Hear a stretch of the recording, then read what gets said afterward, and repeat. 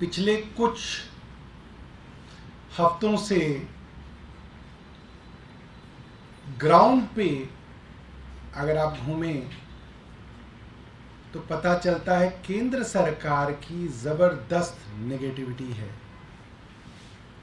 लोग दोबारा से भारतीय जनता पार्टी को केंद्र की सत्ता में बिठाने के लिए बिल्कुल तैयार नहीं है।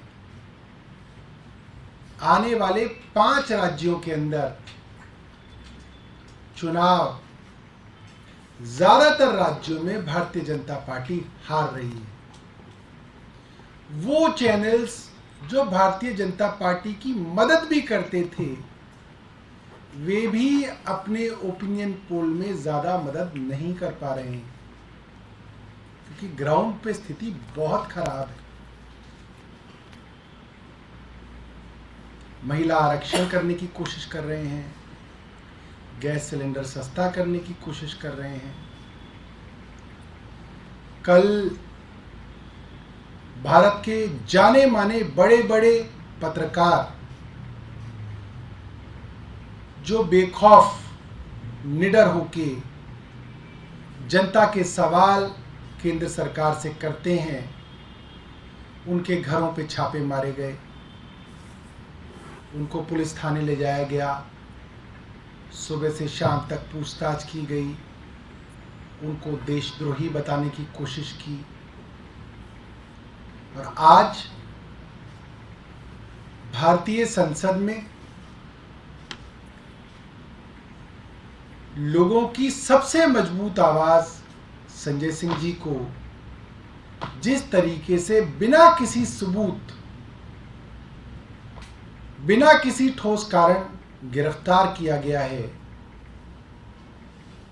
ये बात साबित होती है कि प्रधानमंत्री जी जानते हैं कि प्रधानमंत्री जी चुनाव हार रहे हैं और निराशा है, हार का डर है, बौखलाहट है, डेस्परेशन है, जिसमें अब इस तरीके के उलझुल काम केंद्र सरकार केंद्रीय एजेंसियों से करा रही है।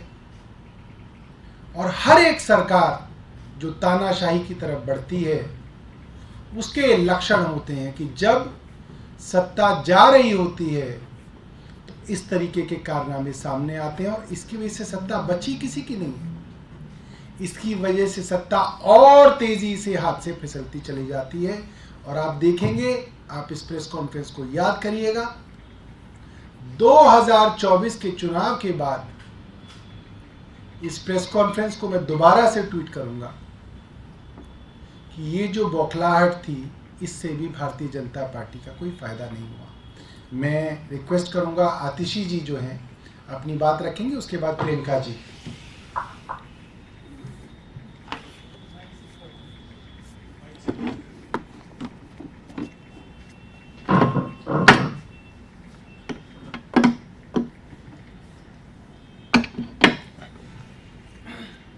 पिछले 15 महीने से भारतीय जनता पार्टी की केंद्र सरकार, उनकी सारी एजेंसीज, उस एजेंसीज के सैकड़ों अफसर सिर्फ एक काम में लगे हुए हैं कि किसी तरह से इस तथाकथित शराब घोटाले में उन्हें 1 रुपए के भ्रष्टाचार का सबूत मिल जाए आम आदमी पार्टी के खिलाफ। लेकिन 1 साल की इन्वेस्टिगेशन के बाद, एक ऐसी इन्वेस्टिगेशन जिसमें सैकड़ों अफसर ईडी के काम कर रहे हैं, सैकड़ों अफसर सीबीआई के काम कर रहे हैं, अपने बाकी सारे इन्वेस्टिगेशंस छोड़ के सारी टीमें इस तथाकथित शराब घोटाले पे लगी हुई हैं। लेकिन 15 महीने के बाद भी 1 रुपए के भ्रष्टाचार का सबूत भारतीय जनता पार्टी की एक भी एजेंसी देश के सामने नहीं रख पाई है। आज जो संजय सिंह जी को गिरफ्तार किया है, वो गिरफ्तारी भी बिना किसी सबूत के आज की गई है।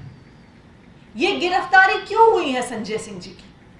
इसलिए नहीं कि कोई सबूत है, इसलिए नहीं कि कोई शराब घोटाला हुआ है, इसलिए नहीं कि एक पैसे का भी भ्रष्टाचार का खुलासा कर पाई है ईडी और सीबीआई।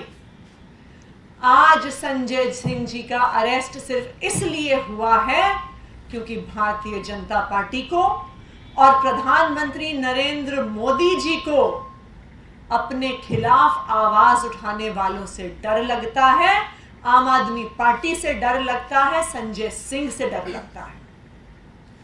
हम ये देख रहे हैं कि केंद्र सरकार की जो ये बौखलाहट है, जो ये हार की बौखलाहट है, अब इस प्रकार की तानाशाही के रूप में सामने आ रही है। हमने कल ही देखा कि देश के जाने माने पत्रकारों के घर पर रेड हुई, उनको डिटेन किया गया, उनके फोन ले लिए गए, उनके लैपटॉप ले लिए गए। क्यों? क्योंकि वो प्रधानमंत्री नरेंद्र मोदी जी के खिलाफ आवाज उठाते हैं। कल शाम को हमने देखा कि किस तरह से टीएमसी के सांसद जब कृषि भवन गए, कृषि मंत्री से मिलने की कोशिश करी, किसानों की आवाज उठाने की कोशिश करी, तो टीएमसी के सांसदों को किस तरह से घसीट घसीट कर पुलिस ने कृषि भवन से बाहर निकाला।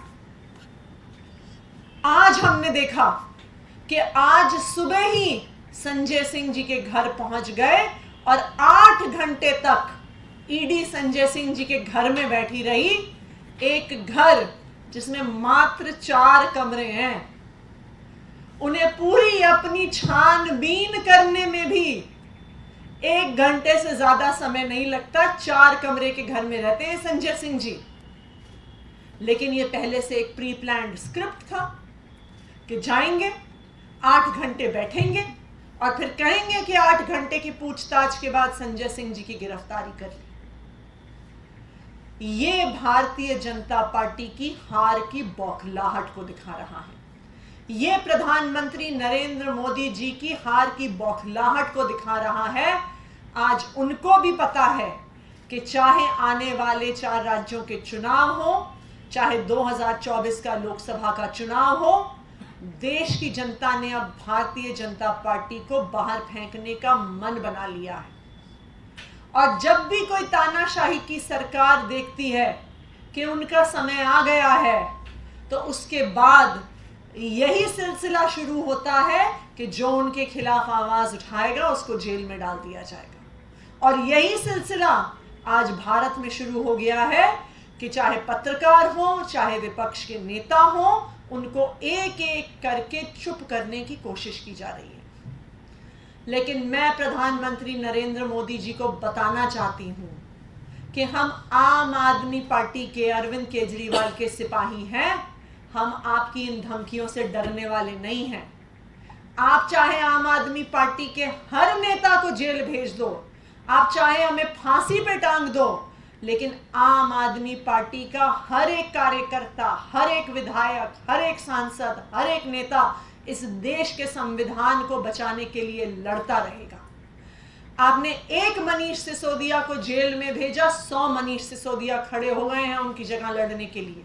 आप एक संजय सिंह को जेल भेजेंगे संविधान को बचाने के लिए, 1000 संजय सिंह खड़े होंगे जो इस देश के दबे कुचले लोगों की आवाज उठाएंगे।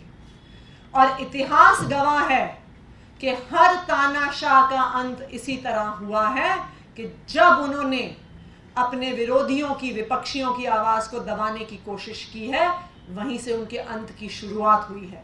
और आज जो संजय सिंह जी की गिरफ्तारी हुई है, यह भी भारतीय जनता पार्टी की और उनकी सरकार की अंत की शुरुआत है। प्रियंका जी।